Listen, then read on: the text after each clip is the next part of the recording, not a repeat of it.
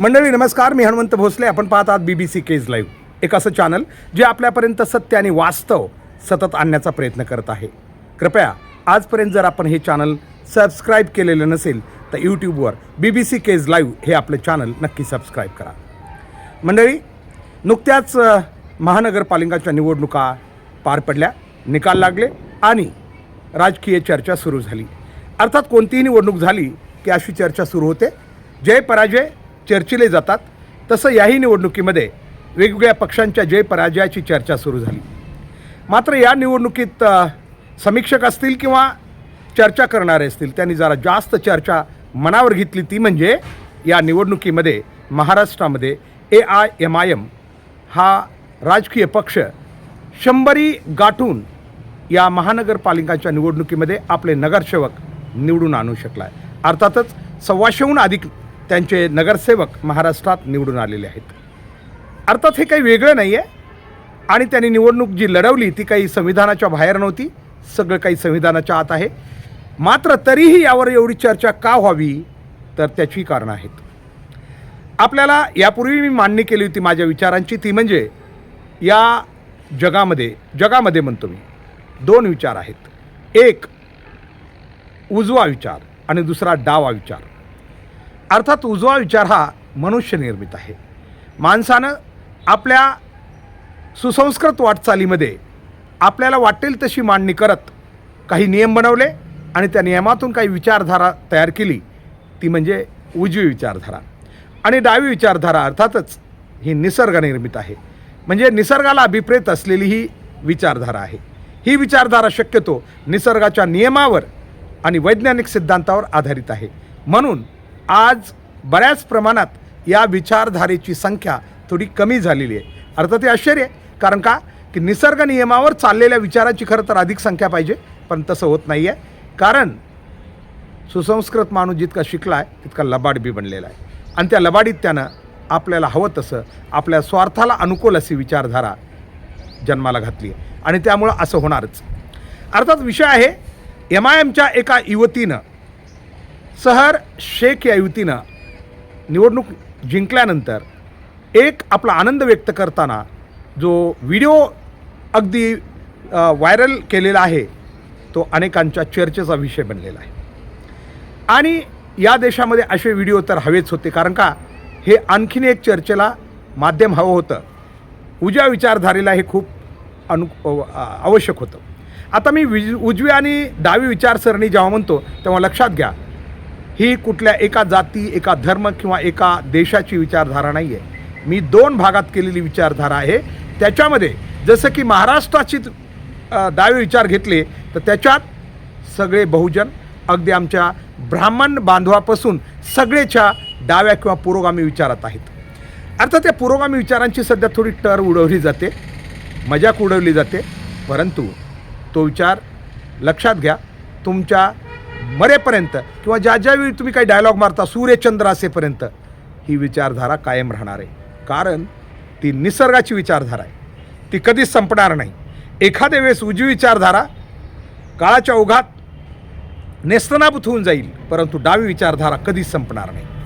आणि म्हणून डाव्या विचारधारेत मी आज सांगतो तुम्हाला, सगळे लोक येतात आणि ते खरेत ज्यांच्या रक्तात डावी विचारधारा आहे ते कधीही आपल्या विचारधारेहून हटत नाही आहेत आणि ते कधी डगमगती नाहीत आणि बाजूलाही होत नाहीत. मी थोडंसं देईल, कदाचित मी ओळखायला कमी पडलो तर हरकत नाही, पण जसं की मध्ये राष्ट्रवादीचे एक कार्यकर्ते जगताप यांनी आपला, जसंही त्यांना सांगितलं की राष्ट्रवादी अजित पवार गट आणि शरद पवार गट हे एकत्र होणार आहेत, त्यांनी चक्क आपला राजीनामा दिला आणि ते काँग्रेसमध्ये गेले. ही माणसं पक्की विचारधारेची असतात असं माझं मत आहे. संख्या कमी आहे पण आहेत. सध्या असं झालं आहे राजकारणामध्ये, जशी संधी मिळेल तशी विचारधारा बदलण्याची सवय लागली आहे. त्याच्यामुळं अशा लोकांची संख्या थोडी कमी आहे. कारण का ज्या पक्षात तुम्ही जाल त्या पक्षात तुमच्या विचारधारेला काही किंमत नसते, तिथं त्यांचेच आदेश पाळावे लागतात. म्हणून तर राजकारणात बऱ्याच वेळा चांगल्या लोकांना जायची इच्छा असूनही जात नाहीत, कारण पक्ष, जे राजकीय पक्ष आहेत किंवा संघटना आहेत त्या आपल्या विचारधारेनुसारच चालण्याचा संबंधित कार्यकर्त्यांना आग्रह धरतात आणि त्याच्या बाहेर अजिबात जाऊ देत नाहीत. त्याच्यामुळं तशा ठिकाणी त्या कार्यकर्त्याच्या विचारधारेला कुठलंही स्थान नसतं किंवा त्याला कुठलंही हक्क किंवा ज्याला आपण अधिकार राहत नाहीत आणि म्हणून ते कदाचित त्यांची गळचेपी होते आणि ते बाहेर बी पडतात. विषय आहे सहरनं जे व्हिडिओमध्ये म्हटलं, ज्या ठिकाणी खरं तर या देशात तेच गरज होतं. सध्या या देशाचं राजकारण पाहिलं तर भारतीय जनता पार्टी ही अगदी सुसाट वेगानं निघालेली पार्टी आहे. प्रत्येक निवडणुकीत त्यांचा विजय होतो आहे असं एक चित्र आहे. त्यामुळं सगळ्याच पक्षातील लोक हळूहळू भारतीय जनता पार्टीमध्ये जाऊ लागलेले आहेत किंवा भारतीय जनता पार्टी, अनेक लोक विनोदानं म्हणतात आता ती भारतीय जनता पार्टी राहिलीच नाही आहे, इतर पक्षांची पार्टी बनलेली आणि त्याचा परिणाम बी दिसू लागलेला आहे. भारतीय जनता पार्टीतले कार्यकर्ते किती अस्वस्थ झालेत, आता हळूहळू त्याच्या रिॲक्शन उमटायला सुरुवात झाली किंवा त्याच्या प्रतिक्रिया यायला सुरुवातही झाली. आपल्याला लवकरच भविष्यामध्ये या सगळ्या गोष्टी पाहायला मिळतील. असो, भाग तो नाही आहे. AIMIM पक्ष जो आज ज्याची अपेक्षा नव्हती लोकांना नव्हती, परंतु ते आला, याचं नेमकं गमक काय हे सुद्धा विचारात घेण्यासारखं आहे. कारण भारतीय जनता पार्टीनं आजपर्यंत म्हणतात, जे समीक्षक म्हणतात ते मी बोलतो, MIMच्या कुठल्याही कार्यकर्त्यावर कुठलीही कारवाई केलेली नाही अद्याप, कधीच नाही. आणि कुठलाही त्याने जास्त फक्त धार्मिक विरोध सोडला तर मूळ कृतीतला विरोध कधीच केलेला नाही. विचारधारेचाच विरोध केला फक्त, मात्र कृतीत ते त्यांच्या कधीच विरोधात नाहीत. इकडं मात्र आपल्याला माहिती, मागच्या 5 वर्षामध्ये ते 10 वर्षामध्ये अनेक इतर त्यांचे विरोधक जे असतील भारतीय जनता पार्टीचे, त्या सगळ्या पक्षात असलेल्या मोठमोठ्या नेत्यावर त्यांनी ED असेल किंवा इतर कारवाई केल्या, पण इकडं मात्र कुठलीही कारवाई झालेली दिसली नाही. आणि म्हणून नेमकं भारतीय जनता पार्टीचं गणित काय आहे हे लक्षात घेतलं पाहिजे.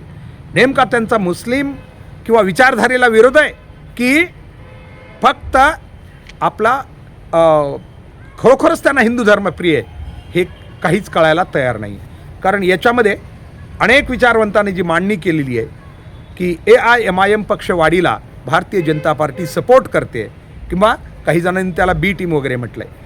या ठिकाणी मला काय मांडणी करायची ती नीट लक्षात घ्या. आम्ही पुन्हा सांगतो आहे की जाती आणि धर्मावर पूर्णतः आधारित कोणताही पक्ष या देशाच्या लोकशाहीमध्ये कधीच टिकू शकणार नाही. कोणीच नाही, कितीही असू द्या, कोणीही कधीच टिकू शकणार नाही. जरी भारतीय जनता पार्टी आज ज्या ठिकाणी आपल्याला दिसते तिची कारणं वेगळी आहेत.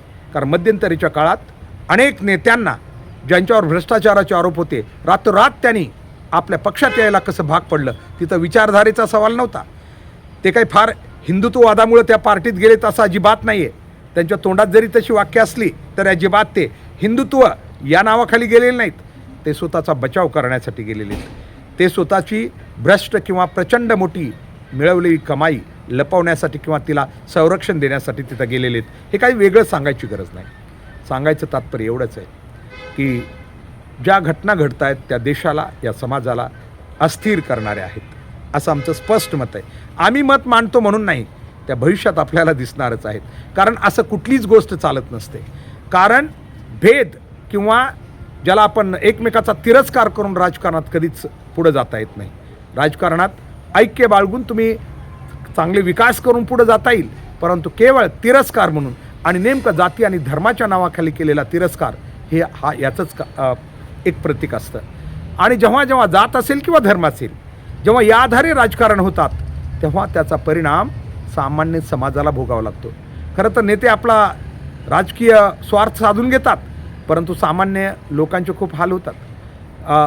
अगदी बीड जिल्ह्यामध्ये आम्ही बघतो आहे, बीड जिल्ह्यातसुद्धा 2 प्रमुख समाज आहेत, मराठा आणि वंजारी समाज. आमचे दोन्ही समाज जसे राजकारणात एकमेकाच्या थोडं विरोधात आहेत, तेव्हा नेते आपला स्वार्थ साधून घेऊ लागलेले आहेत, सगळ्या दोन्ही जातींचे नेते. परंतु समाजाचं काय? आज समाज कोणत्या ठिकाणी, समाज ज्याचं अगदी घरात शेजारी घर आहे, गावात एकमेकाशी वेगळी नाती आहेत, ती सगळी नष्ट होताना दिसतात. तीच अवस्था धार्मिक स्थितीवर होऊ नये अशी आम्हाला भीती वाटते. कारण हे लोक आपल्या स्वार्थासाठी समाजाला कोणत्याही थराला न्यायला किंवा भावनिक बनवायला तयार आहेत. याच्यापासून समाजानं खरं तर नक्कीच हुशार राहावं लागेल, सावध राहावं लागेल. आव्हाड साहेबांसारख्या मी कोणाचा कोणत्या पक्षाचीच म्हणून नाही, मी नेहमीच बघितलं आहे की आमदार आव्हाड यांनी आत्तापर्यंत मी बघितलं आहे जी त्यांची खरं विचारधारा आहे ही पुरोगामी अगदी सत्यतेवर आधारित आहे. नक्की आम्ही सांगू शकतो. ठीक आहे, लोकल लेवलला कुणाला काय करावं लागत असेल आम्ही ते सांगू शकत नाही, कारण राजकारण करताना सद्यस्थितीत ज्या ठिकाणी राजकारण पोहोचलं आहे त्या ठिकाणी तुम्हाला पूर्णतः म्हणजे प्रामाणिक राहून चालत नसेल कदाचित त्यांना, म्हणून काही गोष्टी त्यांच्याकडून घडत असतील, परंतु त्यांचा विचार आम्ही बघितला. अगदी प्रत्येक ठिकाणी जिथं जिथं ते होते त्या त्या ठिकाणी त्यांनी जी आपली विचारधारा दाखवली ती नक्कीच खूप महत्त्वाची होती. अशावेळी आम्हालाही वाटतं की अशा नेत्यांनी ज्यांनी की सर्व समाजासाठी निश्चित आपलं कुठंतरी सर्वस्व लावलेलं आहे त्यांना थोडा नक्की आपल्या मागं फिरून बघताना वाईट वाटू शकतं.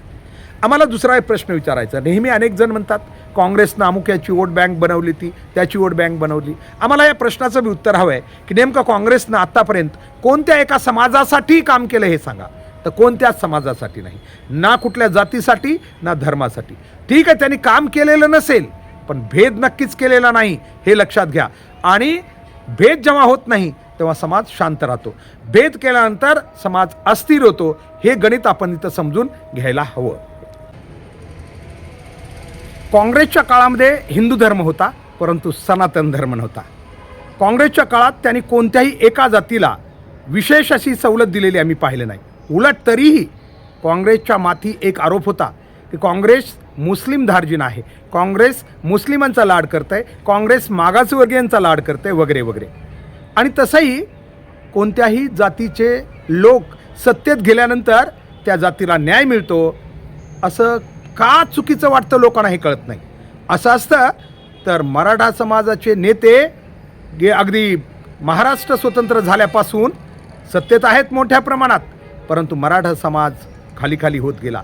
त्याचं खरं तर कोणत्या स्थितीत तो आहे तुम्ही बघताय. अखेर त्याला आपल्या हक्कासाठी आंदोलनं करावी लागत आहेत आणि तोही ब्लेम करतो आहे की एकाही मराठा नेत्यानं आम्हाला अधिकार दिला नाही.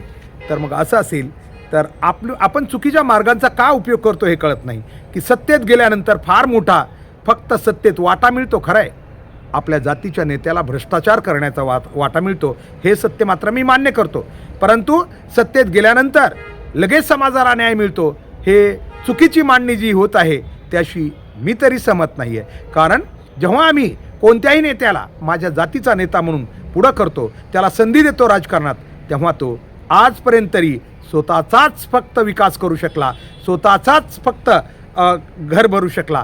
तो समाजासाठी कधीच त्यानं फिरून पाहिलेलं नाही आणि ते सगळ्या समाजात घडतं आहे. दाखवा कोणत्या एका समाजात.